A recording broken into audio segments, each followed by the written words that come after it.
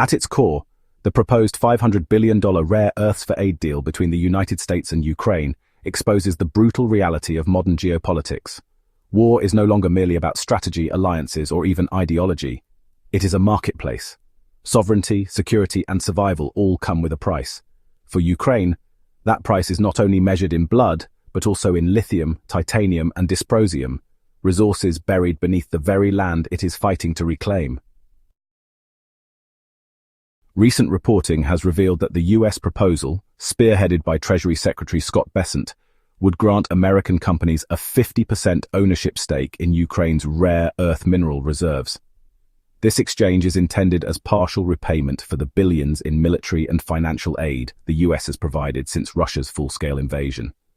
Yet Ukrainian President Volodymyr Zelenskyy has refused to sign the draft agreement, citing a critical absence of security guarantees against future Russian aggression. The framing of this deal, casually boiled down to "so we don't feel stupid," as some insiders reportedly put it, is revealing in its frankness. It acknowledges that this is not about moral responsibility, standing against authoritarianism, or even defending democracy. It's about making sure America gets something tangible in return. It's a transaction, not a partnership. While Zelenskyy attempts to characterize this as a mutually beneficial economic partnership, the power imbalance is glaring. When the alternative is being left to fend off Russian forces alone, mutually beneficial starts to sound more like a hostage negotiation. A former senior Ukrainian official described the proposal as a colonial agreement. It's an assessment that resonates deeply with the echoes of history. How many nations, caught in moments of vulnerability, have been pressured into trading away their wealth under the guise of aid? This is the playbook of post-war restructuring, of colonial extractions repackaged as economic development. The promise is always the same: short-term relief in exchange for long-term dependency. Ukraine, fighting desperately for its independence, now risks tethering itself to a different kind of subjugation, this time economic. The United States would secure a strategic supply of rare earths, vital in its technological rivalry with China. Ukraine, meanwhile, would tie up its future wealth in contracts inked under duress, which could outlast the war itself. The US administration, for its part, is growing impatient. White House National Security Council spokesman Brian Hughes called Zelenskyy's hesitation short-sighted, implying that deeper economic entanglement with the United States would be Ukraine's best deterrent against future Russian aggression. This perspective reduces security to a transactional logic: bind Ukraine's economy to ours, and Russia will think twice. But this calculation overlooks a painful truth. Security built on extraction is security that can be revoked. If mineral wealth becomes the currency of protection, what happens when the resources dry up, or when another crisis diverts America's attention?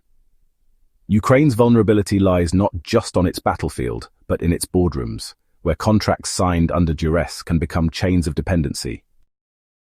There are, undeniably, realpolitik arguments for the deal. Supporting Ukraine is costly, and the United States is not a charity. If the alternative is Ukraine's defeat, selling off mineral rights for weapons may be the only pragmatic path. But that's what makes this so bleak. There is no good option. Ukraine is being asked to trade away its future to defend its present, and the West, ostensibly the champion of its sovereignty, stands to profit from both the destruction and the reconstruction. When the headlines fade and the next global crisis commands attention, Ukraine will be left not just with the scars of war, but with the signatures on deals that will shape its economy and sovereignty for generations. The fields and mines will still be there, but who, in the end, will truly own them? Zelenskyy's reluctance is not short-sighted. When the dust settles and the flags are lowered, the question will not simply be whether Ukraine still stands, but who owns the ground beneath its feet. The fields it bleeds to reclaim may be retaken from Russia, only to be mortgaged to Washington. This is the unspoken reality beneath the rare earths for aid deal. Victory might not mean independence. It could mean swapping one overlord for another, trading Moscow's tanks for Wall Street's contracts. The trenches of Donbas may one day be quiet, but the mines of Dnipro could still echo with the sounds of extraction, not for Ukraine's renewal, but for America's strategic stockpile. If Ukraine signs, Every shovel turned into its soil will be a reminder that its freedom was bought on credit. And the bill collectors will come, not with guns, but with lawyers, leases, and liens.